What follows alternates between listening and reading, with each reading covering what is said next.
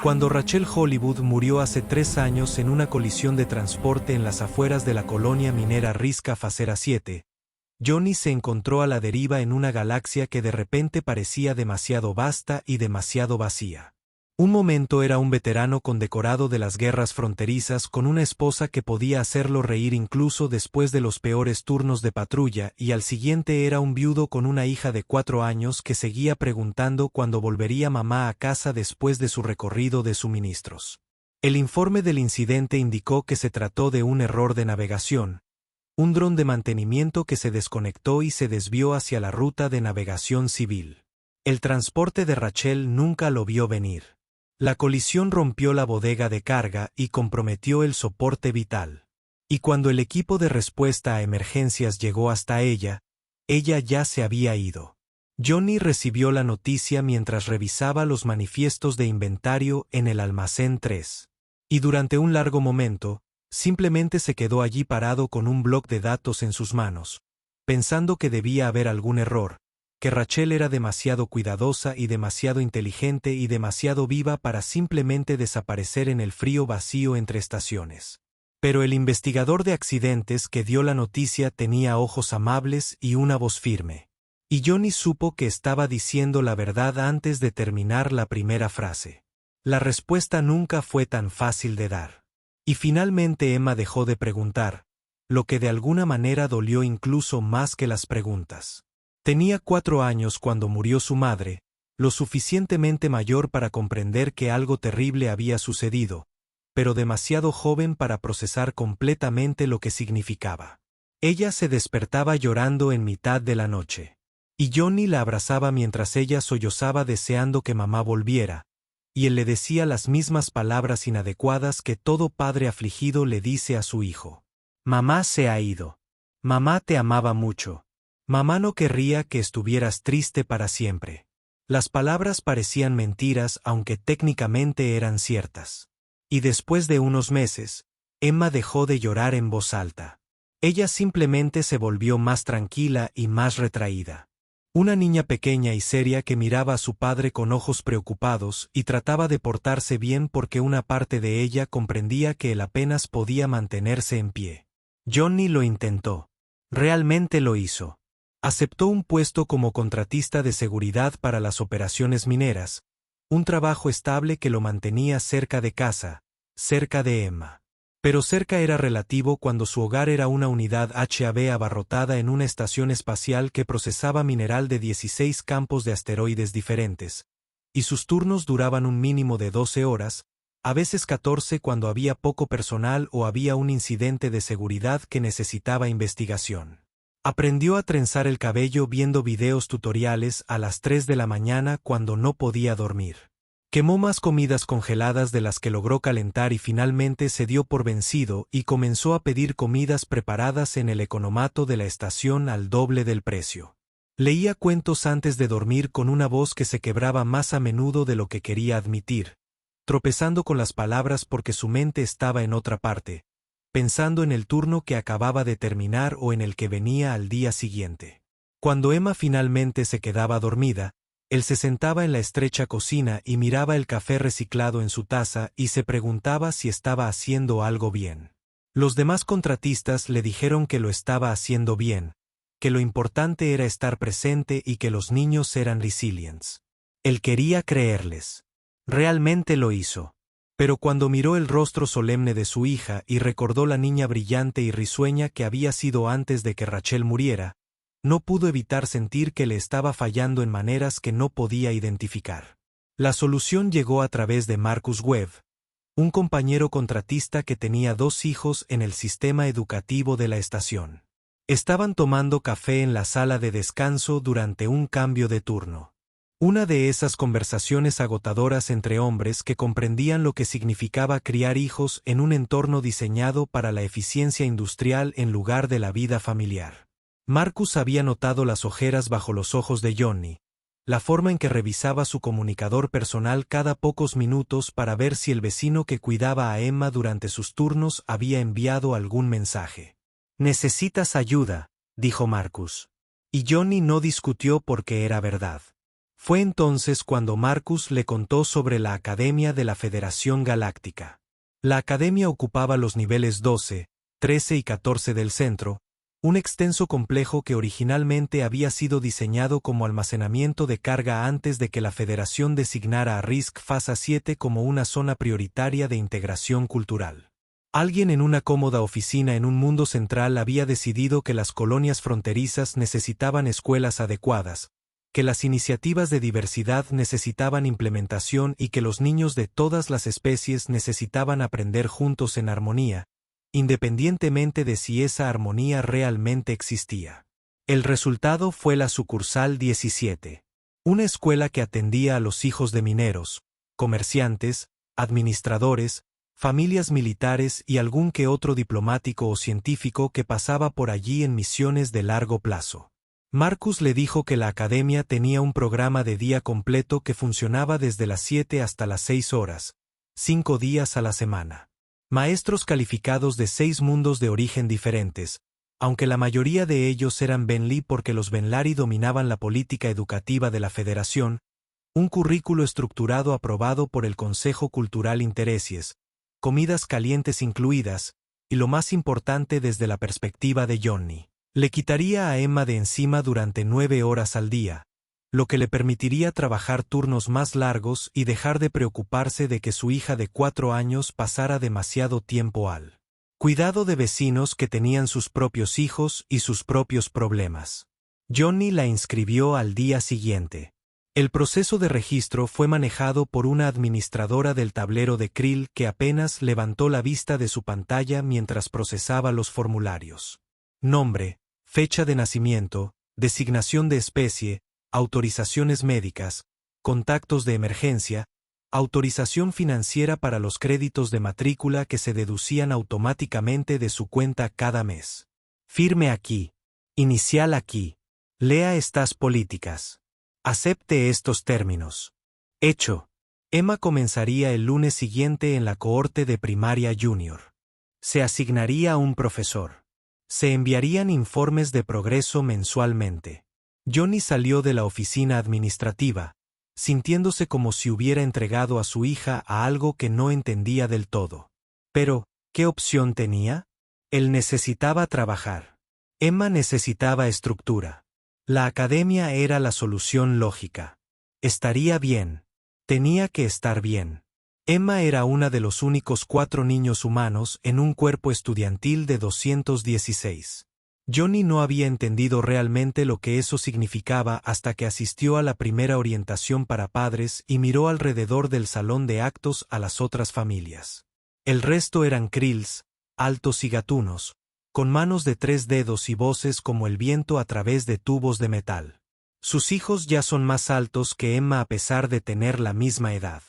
Sorianos, reptilianos y deliberados, cuyos hijos aprendieron a regular su temperatura corporal antes de aprender a leer y que se comunicaban tanto a través de marcadores olfativos como a través del lenguaje hablado. Benlari, los telépatas de piel azul que conformaban la mayor parte del personal administrativo, y cuyas normas culturales en torno al espacio personal hacían que los humanos se sintieran profundamente incómodos porque podían sentir sus emociones antes de que terminaran de formularlas en palabras. Y una docena de otras especies cuyos nombres Johnny nunca pudo recordar con exactitud, y cuyas peculiaridades biológicas no tuvo tiempo de aprender. Allí estaban los texianos con sus ojos compuestos. El Morbani que respiró metano y tuvo que usar trajes ambientales. Los Kiyaks eran técnicamente organismos coloniales más que individuos. La Federación lo llamó integración. Emma lo llamó escuela. Johnny lo consideró necesario y trató de no pensar demasiado en si su hija estaba feliz o simplemente estaba callada porque sentía que él necesitaba que ella estuviera bien. El primer año fue bien, o al menos eso parecía desde fuera. Emma llegó a casa con dibujos de naves espaciales e historias sobre su amigo Krill, Ticket, que podía escalar las paredes del gimnasio y le enseñó a contar en clics krillanos. Aprendió el ritual de saludo soriano que implicaba tocarse la frente y permanecer muy quietos. Participó en los días de intercambio cultural donde los estudiantes trajeron comida de sus mundos de origen y Emma hizo sándwiches porque esa era la única comida humana que sabía preparar sin la supervisión de un adulto. Su maestra, una paciente soriana llamada instructora Graves, enviaba informes mensuales de progreso que utilizaban frases como bien adaptado, socialmente comprometido y con un rendimiento acorde al nivel de su grado. Los informes siempre incluían una pequeña foto de Emma en clase, y en esas fotos se la veía bastante feliz, sentada en su escritorio, con su uniforme escolar impecable y su cabello trenzado, y su rostro mostrando el tipo de atención cuidadosa que los niños aprenden cuando quieren complacer a los adultos que los rodean. Johnny pagó sus cuotas a tiempo, asistió a las conferencias obligatorias de padres donde el instructor Graves le dijo que Emma estaba bien y solo necesitaba algo de apoyo adicional con matemáticas espaciales, que aparentemente eran más intuitivas para especies con ojos compuestos. Se ofreció como voluntario para absolutamente ninguna actividad extracurricular porque no tenía tiempo ni energía. Firmó permisos sin leerlos. Él asintió cuando los profesores hablaban sobre la sensibilidad cultural y la cooperación entre especies y sobre cómo asegurarse de que los niños humanos entendieran que eran parte de una comunidad más grande. Sintió algo parecido al alivio. Quizás esto estaba funcionando. Quizás Emma estaría bien después de todo. Tal vez no había destruido por completo la infancia de su hija al ser un padre que no tenía idea de lo que estaba haciendo y que, en su mayoría, solo trataba de sobrevivir cada día sin desmoronarse por completo. Luego Emma cumplió 7 años, pasó al siguiente grado y todo cambió. Al principio fue sutil, el tipo de cambio gradual que era fácil pasar por alto cuando trabajabas turnos de 12 horas y llegabas a casa exhausto y tratabas de recordar si habías pagado las tarifas de servicios públicos o si el aviso de desconexión era grave o simplemente otro recordatorio automático. Dejó de hablar de la escuela con el mismo entusiasmo, dejó de hacer dibujos y pegarlos en las paredes de la unidad HAB. Llegó a casa en silencio y se dirigió directamente a su litera sin que nadie se lo pidiera. Ya no le interesaban los bocadillos que él dejaba ni el programa de video que ella solía ver. Johnny se dio cuenta, pero lo atribuyó al desarrollo normal, al periodo de adaptación que viene con una nueva aula y nuevos maestros. Los niños crecieron. Los niños se pusieron de mal humor. Probablemente esto fue solo una fase. El tipo de cosas con las que los padres tenían que lidiar todo el tiempo. Él le preguntó si todo estaba bien y ella dijo que sí, con esa vocecita cautelosa que usaban los niños cuando intentaban proteger a los adultos de la preocupación. Él le creyó porque era más fácil que investigar más y porque una parte de él no quería saber si realmente algo andaba mal. La médica de la estación, una mujer brusca llamada Doctora Park, que había sido médica militar antes de retirarse a la relativa seguridad del trabajo por contrato colonial, le dijo que probablemente era solo una fase cuando lo mencionó durante el chequeo anual de Emma. Démosle tiempo, dijo el doctor Park. Dale espacio. Los niños pasan por etapas de desarrollo. Acababa de perder a su educadora primaria y se estaba adaptando a nuevas expectativas. No flotar. No le hagas pensar que algo anda mal cuando probablemente sea perfectamente normal. Johnny siguió el consejo porque la doctora Park había visto a miles de niños a lo largo de 30 años de carrera y presumiblemente sabía de qué estaba hablando. Se dijo a sí mismo que la opresión en su pecho era solo preocupación, solo la ansiedad normal de un padre que ya había perdido demasiado y no podía permitirse perder nada más. Se dijo a sí mismo que Emma estaba bien. Él tenía que creer que ella estaba bien. Los cambios físicos tardaron más en registrarse porque ocurrieron gradualmente, a lo largo de semanas y meses, en lugar de ocurrir de la noche a la mañana. Emma siempre había sido pequeña, construida como su madre, toda extremidades largas y un cabello rubio brillante que captaba la iluminación artificial de los pasillos de la estación como si fuera luz solar capturada. Ella era delgada como lo eran los niños activos de 7 años, moviéndose rápido y comiendo cuando se acordaba, y quemando calorías con el metabolismo eficiente de la juventud. Pero hacia el tercer mes del nuevo año escolar, ella era más pequeña, más delgada de una manera que parecía incorrecta. Sus pómulos empezaban a notarse a través de una piel que lucía más pálida de lo que debería, con un brillo menos saludable y una translucidez más cansada. Su uniforme colgaba suelto sobre su cuerpo, donde al comienzo del semestre le había quedado correctamente.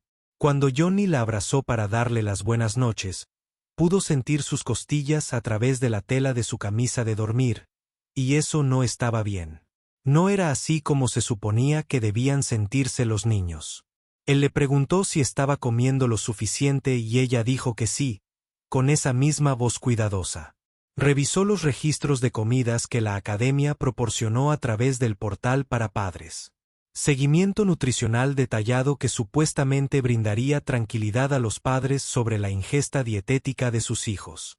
Según los datos, Emma obtenía todos sus créditos nutricionales todos los días. El sistema registró su presencia en la cafetería, registró sus elecciones de comidas y rastreó su consumo calórico comparándolo con las pautas recomendadas por la Federación para Niños Humanos de su edad y tamaño. Y según esos registros, todo estaba bien. Ella estaba desayunando antes de la escuela. Ella estaba comiendo un almuerzo completo. Ella estaba cubriendo sus requerimientos nutricionales. Los datos así lo decían. Los registros oficiales lo confirmaron. Johnny quería creer en los datos porque cuestionarlos significaba admitir que no tenía idea de lo que realmente le estaba sucediendo a su hija y ese era un nivel de fracaso que no estaba listo para aceptar. Pero ella no estaba comiendo sus cenas. Ella picoteó las comidas preparadas que él compró en el economato, empujando comida alrededor de su plato sin consumir realmente casi nada. Ella dijo que no tenía hambre. Afirmó que había comido mucho en la escuela. Le dijo que la comida del economato no tenía buen sabor. Johnny intentó cocinar desde cero, siguiendo tutoriales de recetas y preparando platos sencillos que recordaba que preparaba Rachel. Emma comió algunos bocados y dijo que estaba bueno. Gracias. Pero ella estaba llena. Probó diferentes comidas, le preguntó qué quería, le ofreció pedir de los restaurantes de la estación que costaban el doble. Nada funcionó. Ella simplemente se sentó a la mesa con esa pequeña expresión seria y afirmó que ya había comido y que no tenía hambre. ¿Y podría por favor excusarse para hacer su tarea ahora? Se dijo a sí mismo que ella estaba comiendo en la escuela. Los registros lo confirmaron. El sistema no mintió. Si recibía una nutrición adecuada durante el día, entonces estaba bien que no comiera mucho en la cena. Los niños tenían patrones de alimentación extraños. Los niños se volvieron quisquillosos. Esto era normal. Se repetía estas palabras tranquilizadoras todas las noches mientras arrastraba el plato apenas tocado hacia la unidad de reciclaje y trataba de ignorar la creciente sensación de que algo estaba muy, muy mal. Las pesadillas comenzaron en el mes 4, a finales de octubre según el calendario de la estación, aunque el tiempo era algo arbitrario cuando vivías en un hábitat rotatorio con ciclos de luz diurna artificiales. Emma se despertaba llorando, jadeando en busca de aire como si alguien la hubiera estado estrangulando. Y cuando Johnny llegó a su litera, ella no quiso o no pudo explicarle qué le pasaba. Solo fueron malas pesadillas, decía cuando finalmente dejó de llorar lo suficientemente fuerte como para hablar. ¿Solo miedo de qué? Él preguntaba, y ella sacudía la cabeza, se encogía sobre sí misma y se negaba a dar más detalles. Él se sentaba con ella hasta que ella volvía a dormirse, sentado en el borde de su estrecha litera con su mano sobre su hombro, y luego regresaba a su propia litera, y miraba fijamente el techo de su habitación y se preguntaba qué se estaba perdiendo. Las pesadillas ocurrían 2 o 3 veces por semana, luego 4, luego casi todas las noches. Emma empezó a lucir eternamente agotada, con ojeras bajo los ojos que la hacían parecer mayor de 7 años. Y cuando Johnny le preguntó si debía llevarla de regreso al Dr. Park, ella dijo que no muy rápidamente, casi desesperadamente, como si la idea la aterrorizara. La psicóloga de la estación era una Ben Larry llamada Consejera 100, elegante y profesional con esa inquietante habilidad para leer emociones que incomodaba a los humanos, pero que aparentemente era excelente para propósitos terapéuticos. Johnny hizo una cita y trajo a Emma, esperando respuestas, esperando soluciones, esperando que alguien le dijera cómo arreglar lo que estaba mal con su hija. La consejera Cien hizo una evaluación estándar, le hizo preguntas a Emma con esa voz tranquila y melódica que Bentley usaba para los niños. Observó su lenguaje corporal con esos dos ojos conocedores. Después de 30 minutos, envió a Emma a la sala de espera y le pidió a Johnny que se quedara. Su hija está experimentando una respuesta de duelo tardía, dijo la consejera Cien, y su tono fue suave pero firme, en la forma en que los profesionales médicos aprendieron a dar noticias difíciles. Los niños a menudo procesan el trauma años después del evento inicial. Perdió a su madre a una edad muy temprana. Ahora se encuentra en una etapa de desarrollo en la que puede comprender mejor lo que significa la muerte y lo que ha perdido. Esto es normal. Esto es saludable. Se resolverá con tiempo, paciencia y apoyo constante. Johnny quería creerle. La consejera Cien tenía todas las credenciales, la formación, la experiencia con el trauma y el duelo infantil. Habló con absoluta confianza sobre las etapas del desarrollo, el procesamiento emocional y los mecanismos de afrontamiento saludables. Ella le dio folletos sobre cómo apoyar a los niños en duelo.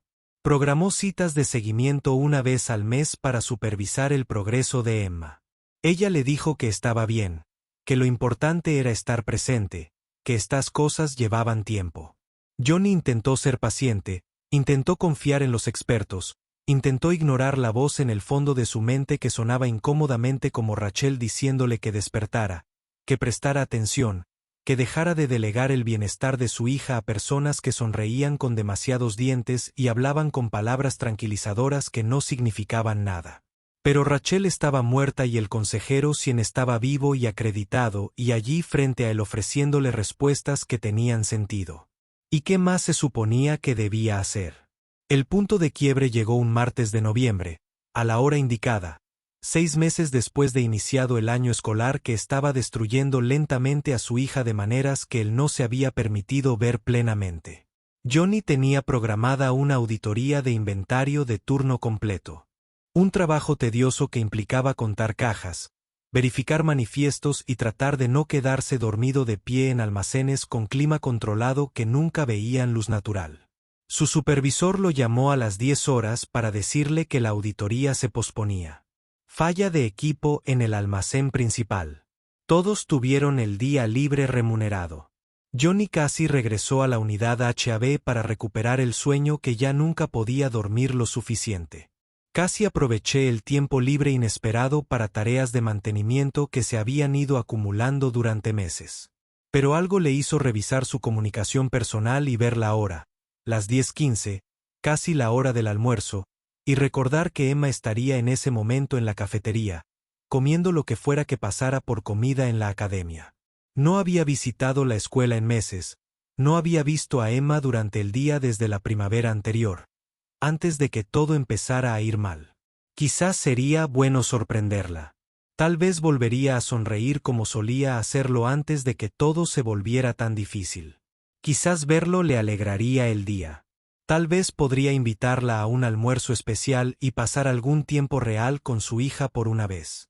La academia ocupaba los niveles 12, 13 y 14 del centro, conectados por una serie de rampas y ascensores que daban cabida a todo, desde humanoides bípedos hasta los orangs de 3 metros de largo que necesitaban espacio adicional para sus colas. La arquitectura era funcional según los estándares de la Federación, con colores neutros, esquinas redondeadas y medidas de seguridad ordenadas por algún comité que en realidad nunca tuvo que vivir en los espacios que diseñaron. Johnny tomó el ascensor hasta el número 13, donde la cafetería se extendía por la mitad del nivel en un espacio que probablemente había sido concebido como bahía de carga antes de que la estación fuera reconvertida para uso civil. La Federación había intentado hacerlo acogedor con colores cálidos, muebles redondeados y murales holográficos que reproducían escenas de 100 mundos natales diferentes. Montañas y océanos y formaciones cristalinas y mares de metano. Todavía parecía un almacén de carga, solo que uno donde los niños comían el almuerzo en lugar de apilar cajas. La iluminación era demasiado brillante, el tipo de iluminación institucional que estaba optimizada para la productividad más que para la comodidad. La acústica era terrible. Cada sonido resonaba y se amplificaba hasta que la charla normal de 200 estudiantes se convirtió en un muro de ruido abrumador. Johnny se quedó en la entrada por un momento, escaneando el caos, buscando el cabello rubio de su hija entre todos los krill gatitos y sorances camados y Venari de piel azul. Vio a Emma inmediatamente y la visión lo golpeó como un golpe físico. Ella estaba sentada sola en una mesa cerca de la pared del fondo, aislada en una cafetería llena de grupos sociales y amigos charlando. Su mesa estaba vacía excepto por ella. Y ella no estaba sentada sola.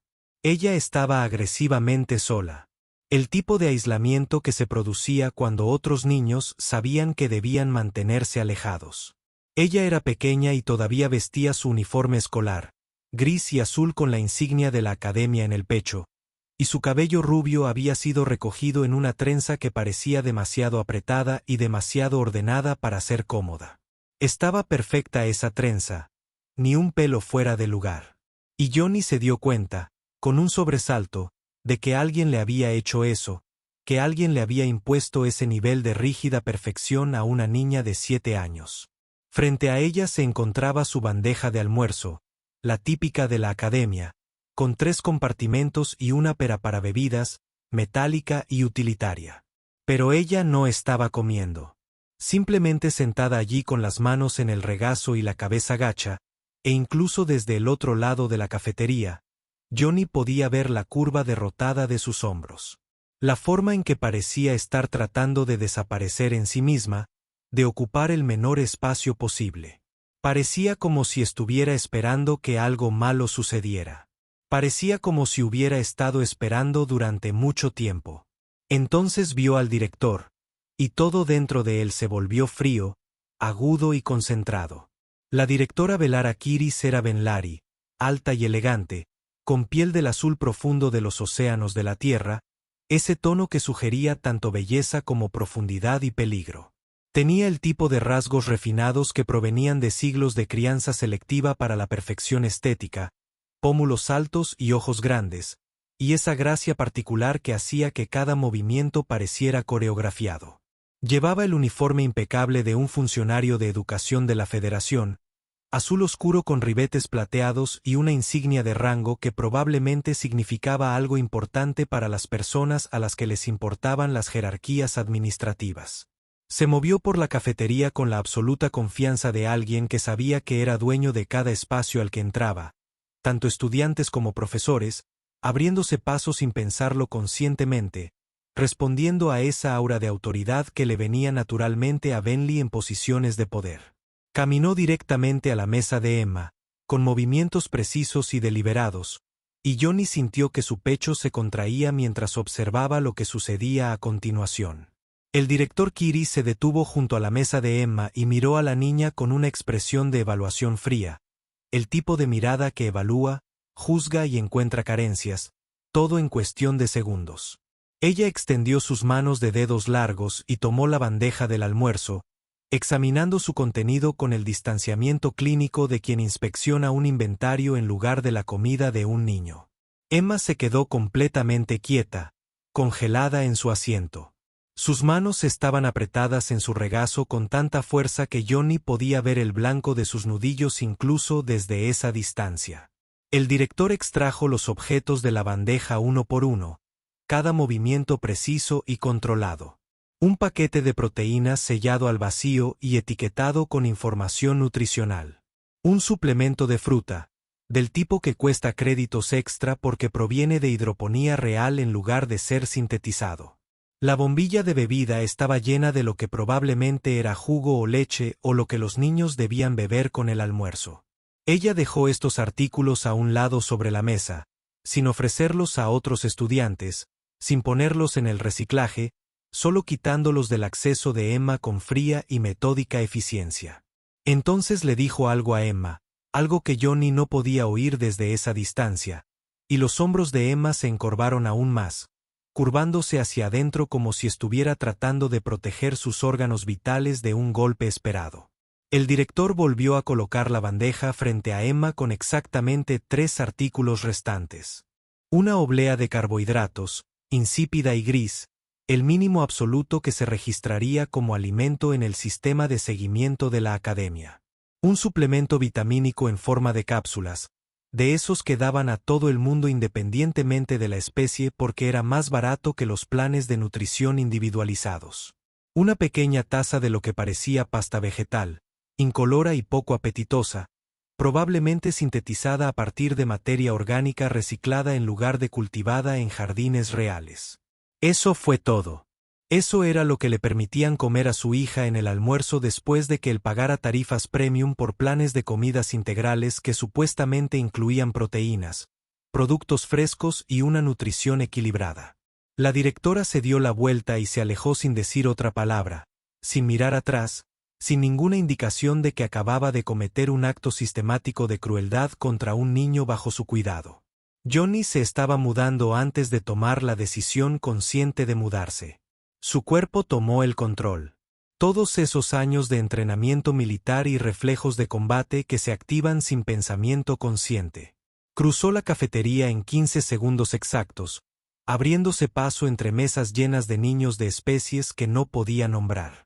Sus botas resonaban sobre la cubierta, sus manos apretadas en puños a sus costados porque si no los apretaba, haría algo violento e irreversible. El ruido de la cafetería pareció alejarse a medida que su visión de túnel reducía su atención a solo su hija, solo Emma, sentada sola, pequeña y derrotada en esa mesa vacía. Otros estudiantes lo notaron y sus conversaciones se detuvieron a mitad de frase cuando registraron a un hombre adulto moviéndose con intenciones claras y hostiles a través de su espacio. Una profesora de Krill comenzó a interceptarlo, pero luego lo pensó mejor cuando vio su rostro. Cualquiera que fuera la expresión que tenía era lo suficientemente aterradora como para que ella diera un paso atrás y lo dejara pasar. Emma levantó la vista cuando él se acercó, y la expresión de su rostro no era de sorpresa ni alegría ni ninguna de las cosas que él esperaba ver cuando imaginó sorprenderla en la escuela. Fue puro terror visceral. Sus ojos se abrieron de par en par. Sus pupilas se dilataron por el miedo y emitió un pequeño sonido herido que atravesó todas las defensas que Johnny había pasado 3 años construyendo desde que Rachel murió. Sus manos se levantaron como para protegerse de un golpe, un gesto instintivo de protección que ningún niño de 7 años debería saber hacer. Y Johnny sintió que algo se quebraba dentro de su pecho cuando se dio cuenta de que su hija tenía miedo de que él llegara, miedo de que la viera, miedo de lo que su presencia allí le pudiera costar. «Papá», susurró, y su voz tembló por un pánico apenas controlado. «No puedes estar aquí. No deberías estar aquí. La directora Carice se enojará muchísimo». Johnny se agachó junto a su silla, haciéndose más pequeño, volviéndose menos amenazante, usando todas las técnicas que había aprendido para calmar a los civiles aterrorizados durante su servicio militar. Su corazón golpeaba contra sus costillas con tanta fuerza que podía oír su propio pulso en sus oídos. Sus manos temblaban y las presionó contra sus muslos para detener el temblor. «Emma, cariño, mírame. ¿Qué acaba de pasar? ¿Por qué el director te quitó la comida?» Los ojos de Emma se llenaron de lágrimas que claramente intentaba no dejar caer, parpadeando rápidamente y mordiéndose el labio inferior. «No debería decírtelo», dijo ella. «Los humanos siempre se quejan. Ella dijo que si le cuento cosas, las empeorará. Ella dijo que te denunciará por negligencia y que me alejarán de ti y me pondrán con una familia de acogida. Por favor, papá, tienes que irte. Si te ve aquí me castigará». Las palabras golpearon a Johnny como golpes físicos. Denunciarlo por negligencia. Llévate a Emma lejos. Castígala por sus acciones. Esta no fue una respuesta de duelo retardada. Este no fue un ajuste infantil normal. Se trató de un abuso sistemático envuelto en amenazas e intimidación. Y su hija había estado cargando con ese peso sola durante meses mientras él trabajaba turnos largos y confiaba en el sistema y se decía a sí mismo que todo estaba bien. «Dime qué, Emma, ¿qué no se suponía que me contaras?» «Cualquier cosa». Ella se atragantó, Las lágrimas finalmente se derramaron y corrieron por sus pálidas mejillas. Ella dijo, los humanos se quejan demasiado de todo. Ella dijo, recibimos un trato especial y esto tiene que terminar. Ella dijo, estoy tomando comida de los niños que la merecen más. Ella dijo, debería estar agradecida de que me deje comer. Algo frío y afilado se instaló en el pecho de Johnny, extendiéndose como escarcha, cristalizándose en el metal. Miró la bandeja frente a su hija con nueva comprensión. 3 artículos. Una oblea de carbohidratos, sosa y gris, de probablemente 200 calorías como máximo. Un suplemento vitamínico que evitaría deficiencias evidentes pero que no proporcionaría ningún sustento real. Una taza pequeña de pasta vegetal que podría contener otras 100 calorías si tenían suerte. Tal vez 300 calorías en total, tal vez para el almuerzo de un niño de 7 años en crecimiento. Miró los objetos que el director había retirado, todavía sobre la mesa, fuera del alcance de Emma, como una especie de burla cruel. Comida real, proteínas, fruta y líquido. El tipo de comida que cuesta créditos adicionales. El tipo que los padres pagaron específicamente para que sus hijos no tuvieran que subsistir con lo mínimo. El tipo que Johnny pagaba todos los meses cuando las cuotas de la academia se deducían automáticamente de su cuenta. ¿Cuánto tiempo? Su voz salió plana y muerta. El tono que solía utilizar cuando informaba sobre las bajas a los oficiales al mando. ¿Cuánto tiempo lleva haciéndote esto? Las manos de Emma se retorcieron en su regazo. Sus dedos se entrelazaron en un gesto de profunda angustia. Desde que empezó el nuevo semestre, desde que pasé al grado superior, ella dice que los humanos ya reciben demasiados recursos en las estaciones fronterizas. Ella dice que la Federación nos da un trato preferencial porque somos los que más nos quejamos. Ella dice que necesitamos aprender a compartir con las especies que lo necesitan más que nosotros. Ella dice, les estoy quitando la comida a los niños de Krill, cuya biología requiere más proteínas que la de los humanos. Dice que debería avergonzarme de ser egoísta. Me quita la comida todos los días y me da lo mínimo. Dice que es justo. Dice que no merezco más. Johnny sintió que el universo se inclinaba hacia un lado. 6 meses. Su hija había estado pasando hambre durante 6 meses mientras él revisaba los registros de comidas y confiaba en el sistema y se decía a sí mismo que todo estaba bien. 6 meses de comida confiscada y crueldad casual envueltos en la ideología de la Federación sobre compartir, diversidad y el bien común. 6 meses de una niña castigada por el delito de ser humana en una escuela que se suponía debía protegerla. Él se puso de pie. Emma agarró su mano con un agarre desesperado. Papá, por favor no la hagas enojar. Será peor. No, dijo Johnny, y su voz era muy tranquila, muy firme, la voz que había usado cuando daba órdenes a los soldados que estaban a punto de entrar en territorio hostil. No, no lo hará. Vamos, nos vamos. Tomó la mano de Emma y la acompañó fuera de la cafetería. Detrás de ellos, las conversaciones se detuvieron. Los niños se quedaron mirando. Una profesora de Krill comenzó a acercarse pero luego lo pensó mejor cuando vio la cara de Johnny. Llegaron al ascensor en silencio.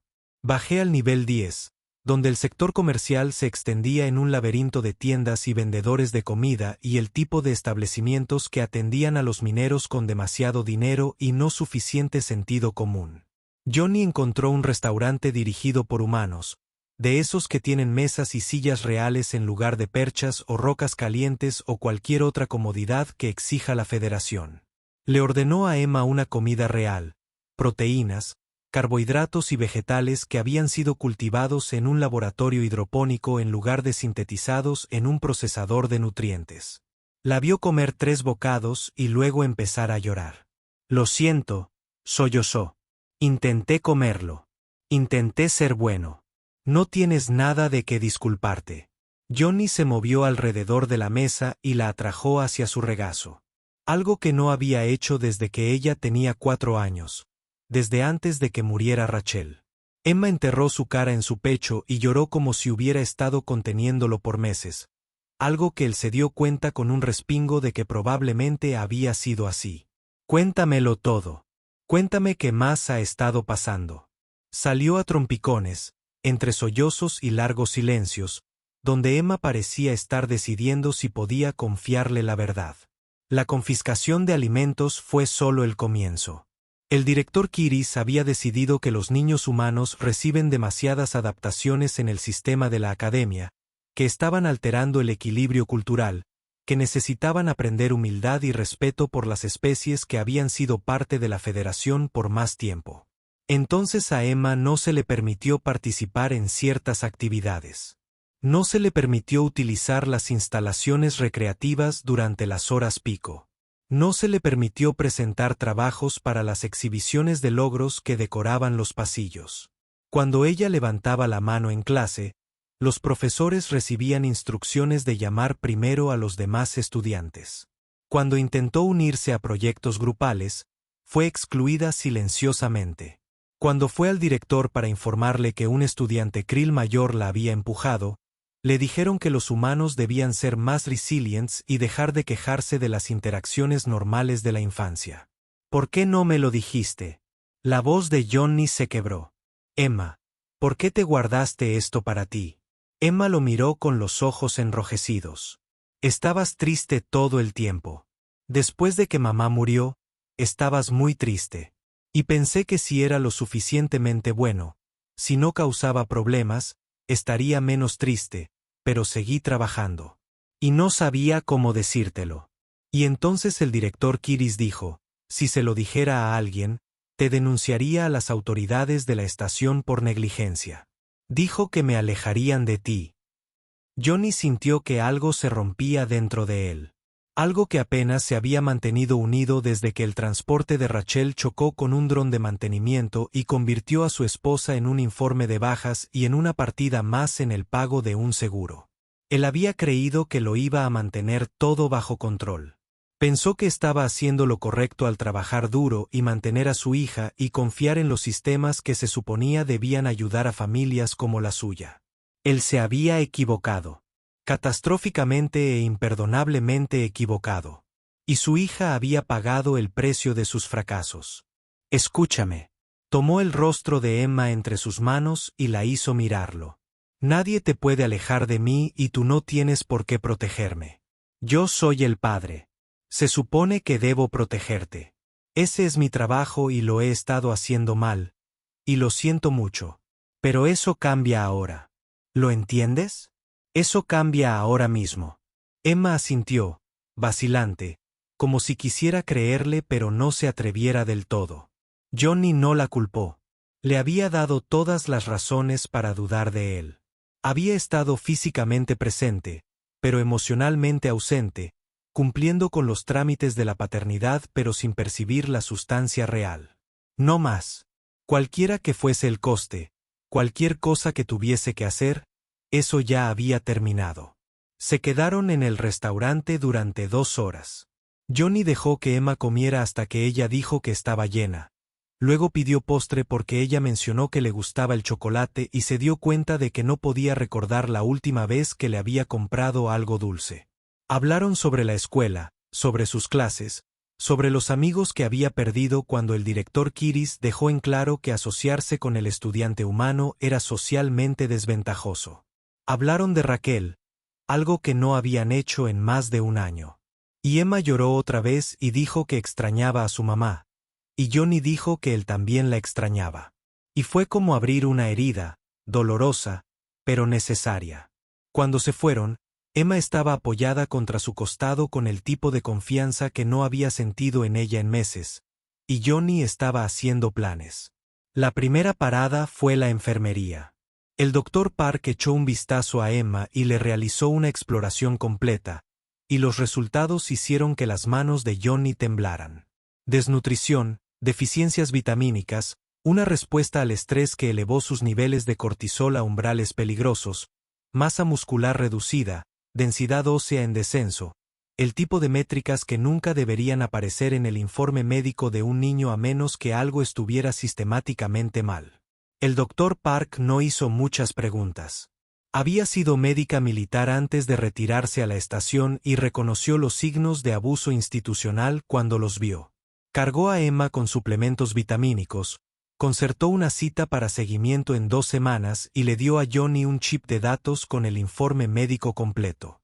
«Vas a necesitar esto», dijo y su voz era sombría. «Para efectos legales».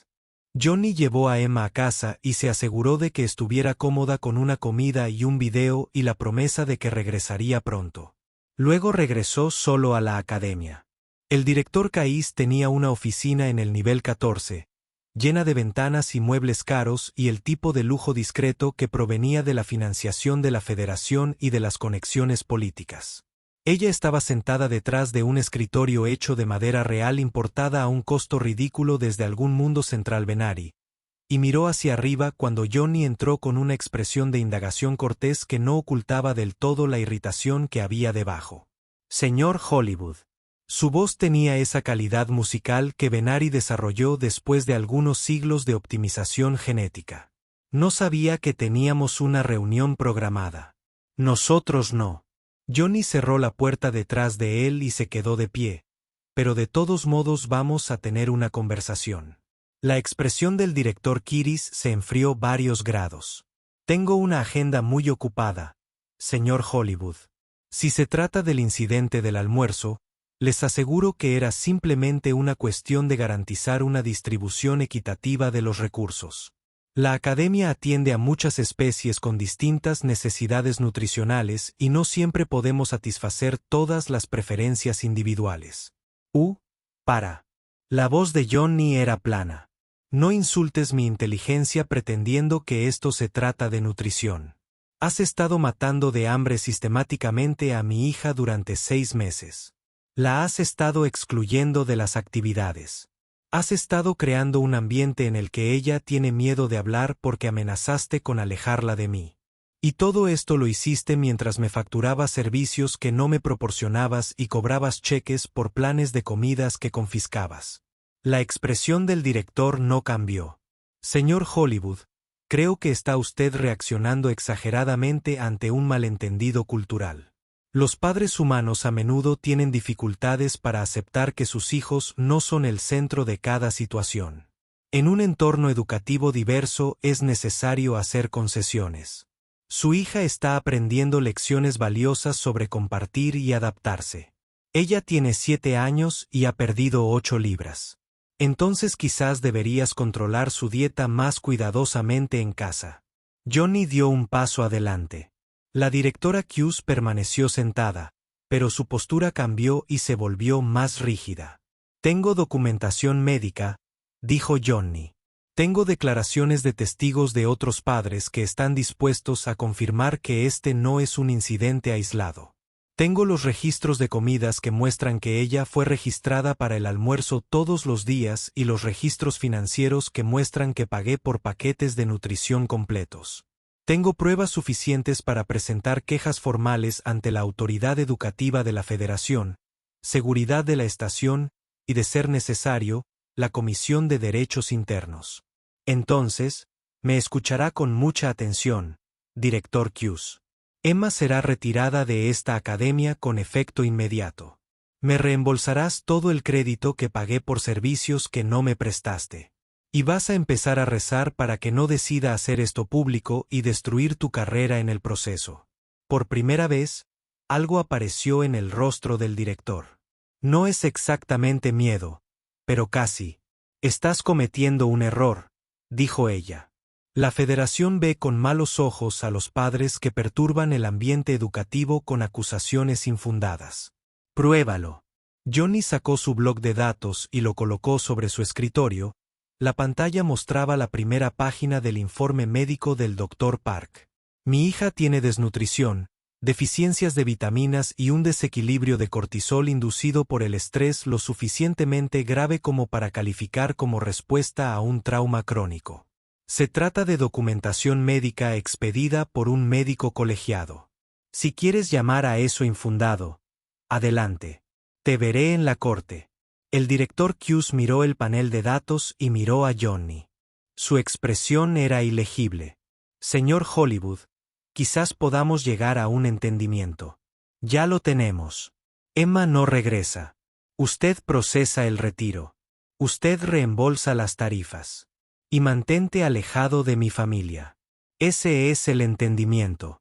Se fue antes de que ella pudiera responder, antes de que pudiera encontrar algún vacío administrativo o alguna regulación de la federación detrás de la cual esconderse. No importaba lo que ella dijera. Emma estaba harta de esa escuela, harta de ese director, harta de ser borrada sistemáticamente por una institución que se suponía debía protegerla. Johnny la educaría en casa si tuviera que hacerlo. Contrataría tutores privados. Dejaría su trabajo y buscaría un trabajo que le permitiera estar presente. Cueste lo que cueste. Pero no fue tan sencillo. Nunca lo fue. Tenía documentación. Sí. Tenía pruebas médicas. Sí. Pero la directora Hughes tenía el peso de la federación detrás de ella. Y la federación actuó con lentitud a la hora de investigar a sus propios empleados. El proceso de queja formal tardó semanas. La seguridad de la estación dijo que se trataba de un asunto educativo. La autoridad educativa dijo que era un asunto de la estación. La Comisión de Derechos Interespecies dijo que parecía una disputa interna que debería resolverse mediante mediación. De todos modos, Johnny presentó las denuncias y contrató a una abogada, una mujer perspicaz llamada la abogada Ortiz, que había hecho carrera defendiendo a contratistas contra negligencia corporativa. Ella echó un vistazo a la evidencia y le dijo que tenía un caso sólido, pero que tomaría meses, si no años, obtener algún tipo de justicia. El sistema está diseñado para proteger a la institución, dijo, no a los individuos. A Johnny no le importaba el cronograma. Él se preocupaba por Emma. Ahora estaba en casa, a salvo. Ya no tenía que entrar todos los días a un edificio donde la trataban como un problema que había que minimizar. Redujo sus turnos de trabajo a tiempo parcial y pasaba las mañanas enseñándole matemáticas y lectura usando guías curriculares que había descargado de la base de datos de la Federación. Él cocinaba comidas reales, no raciones congeladas, y se aseguraba de que ella comiera 3 veces al día. La llevó a las cubiertas de observación y la dejó observar los barcos mineros ir y venir. Y poco a poco, con cuidado, empezó a hablar de lo que había sucedido, sin pestañear. El doctor Park la vio todas las semanas y siguió la recuperación gradual de su salud física. El consejero Sean, una vez que Johnny le explicó lo que realmente había estado sucediendo, se disculpó por no haber visto las señales y comenzó a ver a Emma 2 veces por semana para terapia en lugar de una vez al mes. No fue rápido, la recuperación nunca lo fue. Había días malos en los que Emma no quería comer. Cuando el miedo a ser castigada por terminar su plato era más fuerte que la lógica que decía que ahora estaba a salvo. Había noches en las que se despertaba con pesadillas en las que se la llevaban, en las que Johnny desaparecía como le había pasado a su madre. Había momentos en los que se estremecía si alguien hablaba demasiado bruscamente o se movía demasiado rápido. Pero también hubo días buenos. Días en los que se reía. Días en los que preguntaba si podían probar una nueva receta.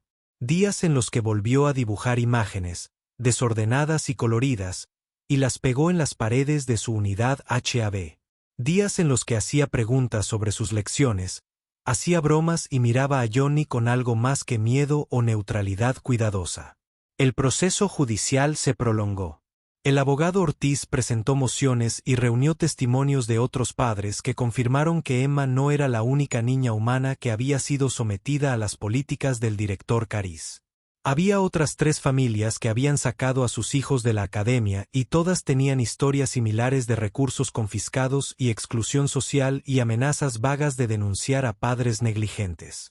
La autoridad educativa abrió una investigación. La seguridad de la estación intervino a regañadientes. La directora Kiris fue puesta en licencia administrativa, lo que significó que tuvo que quedarse en casa con su paga completa mientras los burócratas discutían si realmente había hecho algo malo o simplemente había implementado adaptaciones razonables para un cuerpo estudiantil diverso. Johnny dejó de buscar actualizaciones después del primer mes. No importaba lo que le pasara al director Kiria. Importaba lo que le pasara a Emma. Y lo que le estaba pasando a Emma era la recuperación. Lento, desigual, pero real. Estaba aumentando de peso, durmiendo toda la noche la mayor parte del tiempo, participando en sus lecciones, haciendo preguntas, mostrando interés en el mundo más allá de su unidad HAB. La consejera Cien dijo que fue un progreso notable dada la gravedad de lo que había experimentado. La doctora Park dijo que sus marcadores físicos estaban avanzando en la dirección correcta. Johnny dijo que no era suficiente, que debería haberlo notado antes, que debería haber estado allí. Le dijeron que dejara de castigarse a sí mismo. Él lo intentó. Principalmente se concentró en estar presente, en asegurarse de que Emma supiera que era amada y estaba a salvo, y que nada como esto le volvería a suceder jamás. 6 meses después de sacar a Emma de la academia, recibió un mensaje del abogado Ortiz. La autoridad educativa de la Federación había completado su investigación. El director Kiris fue declarado culpable de prácticas discriminatorias, mala asignación de recursos y creación de un entorno hostil para estudiantes humanos. La estaban destituyendo de su cargo, le prohibieron trabajar en instituciones educativas de la Federación y le exigieron que pagara una indemnización a las familias afectadas. La academia estaba implementando nuevos procedimientos de supervisión y contratando a un administrador humano para garantizar el cumplimiento de los estándares de equidad entre especies. Fue, dijo el abogado Ortiz, una victoria significativa. Es raro ver a la Federación exigir cuentas a uno de los suyos. Johnny leyó el mensaje y no sintió nada. Ningún alivio, ninguna satisfacción, solo un cansancio profundo que provenía de saber que la justicia era demasiado lenta y demasiado escasa y que nunca le devolvería a Emma el año que había perdido. De todos modos le mostró el mensaje a Emma porque ella había preguntado sobre el caso y merecía saber el resultado. Ella lo leyó con atención, con expresión seria como la que adoptan los niños cuando intentan comprender conceptos adultos, y luego lo miró. ¿Significa esto que otros niños no sufrirán el mismo sufrimiento que yo? Esto es lo que están diciendo. Bien. Ella cerró el bloc de datos y se lo devolvió. Me alegro. Johnny la abrazó con cuidado y delicadeza, tal como había aprendido a hacer con ella durante el mes que había transcurrido desde que todo se rompió. Emma le devolvió el abrazo, fuerte y feroz. Y por primera vez en mucho tiempo, Johnny pensó que tal vez todo iba a estar bien. No hoy, no la próxima semana, pero eventualmente descubrirían cómo volver a ser una familia. Cómo vivir después de una pérdida y un trauma y de todas las cosas que podrían salir mal cuando confiaste en los sistemas que se suponía que debían mantenerte a salvo. Aprenderían juntos y él nunca, ni por un segundo, volvería a quitar los ojos de su hija. La estación ofreció inscribir a Emma nuevamente en la academia una vez que el nuevo administrador estuviera en su lugar. Johnny se negó. Había encontrado una pequeña escuela comunitaria en el nivel 8 dirigida por un colectivo de familias humanas y sorianas que se habían cansado del enfoque de la Federación hacia la educación. Tenía 20 estudiantes, 3 profesores y un énfasis en tratar a los niños como individuos en lugar de estadísticas de diversidad. Emma había estado asistiendo durante 3 meses y realmente le gustó. Ella había hecho amigos. Ella participó en clase. Ella regresó a casa con historias sobre su día que no hicieron que a Johnny se le encogiera el pecho de miedo. Eso valía más que cualquier política administrativa o mandato federativo. Establecieron rutinas. Johnny trabajaba por las mañanas cuando Emma estaba en la escuela y llegaba a casa a tiempo para recogerla. Cocinaron la cena juntos. Emma ayudó con el trabajo de preparación mientras Johnny se encargó de la cocina. Vieron videos por la noche, acurrucados en el sofá de su unidad HAB, Emma apoyada contra su costado como solía hacerlo cuando era pequeña. A veces hablaban de Rachel, manteniendo vivo su recuerdo en lugar de enterrarlo bajo el silencio y el miedo al dolor. Fueron a las plataformas de observación e inventaron historias sobre Asia donde se dirigían los barcos y qué carga transportaban. Pequeñas cosas. Cosas normales, El tipo de cosas que Johnny había tenido que hacer por estar demasiado ocupado o demasiado triste o demasiado ausente durante demasiado tiempo. Emma no era la misma que antes. Ahora era más cuidadosa, más cautelosa con la gente nueva, más consciente de las dinámicas de poder y de las jerarquías sociales de lo que cualquier niño de 7 años debería ser. Pero también era más fuerte, más dispuesta a hablar cuando algo la molestaba, más segura de sí misma a la hora de expresar sus necesidades. El consejero Cien dijo que era el resultado natural de sobrevivir a la adversidad.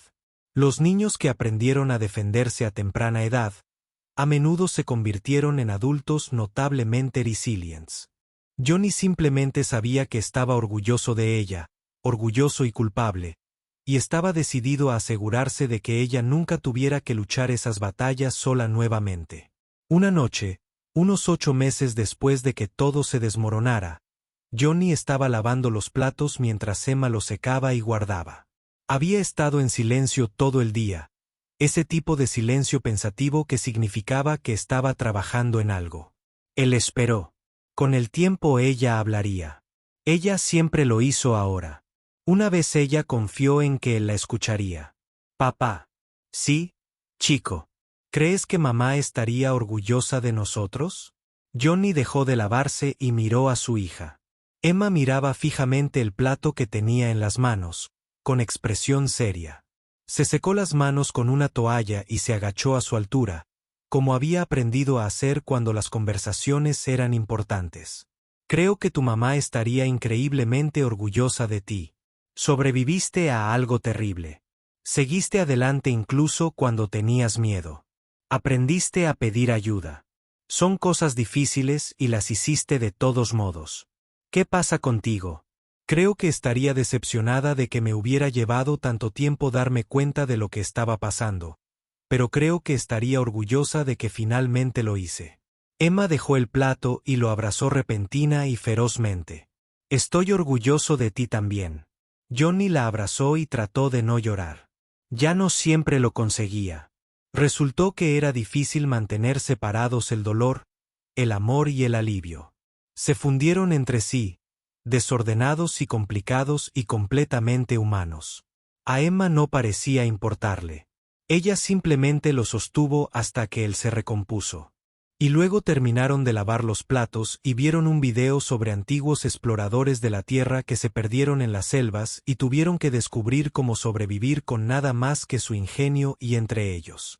Emma señaló todos los lugares donde los exploradores tomaron decisiones inteligentes y todos los lugares donde tuvieron suerte. Johnny hizo palomitas de maíz y la dejó quedarse despierta más allá de su hora de dormir porque a veces las reglas eran menos importantes que el momento. Pensó en Rachel esa noche después de que Emma se durmió. Pensé en lo que diría si pudiera verlos ahora. Probablemente ella señalaría que él había cometido un grave error y que su hija había sufrido porque él estaba demasiado absorto en su propio dolor como para notar el de ella. Pero también diría que él había hecho lo correcto al final, que había luchado por Emma cuando importaba, que estaba aprendiendo a estar presente en lugar de solo hacer los movimientos. Rachel siempre había sido mejor para ver el complicado punto medio entre el fracaso y el éxito, para entender que las personas eran desordenadas e imperfectas y que intentar lo mejor que pudieran a veces era suficiente. Johnny no sabía si lo mejor que había dado era suficiente. Él simplemente sabía que esto era lo que tenía para ofrecer. No pudo traer de vuelta a Raquel. No podía borrar el año que Emma había pasado siendo sistemáticamente menospreciada por una figura de autoridad que debería haberla protegido. No pudo solucionar los problemas institucionales de la Federación ni hacer de la galaxia un lugar más seguro para los niños humanos que crecían en la frontera. Pero podría estar aquí. Él podría prestar atención. Podía asegurarse de que Emma supiera que era amada y valorada y que sus necesidades importaban más que cualquier política administrativa, ideología cultural o excusa burocrática conveniente. Al final, eso era lo que importaba.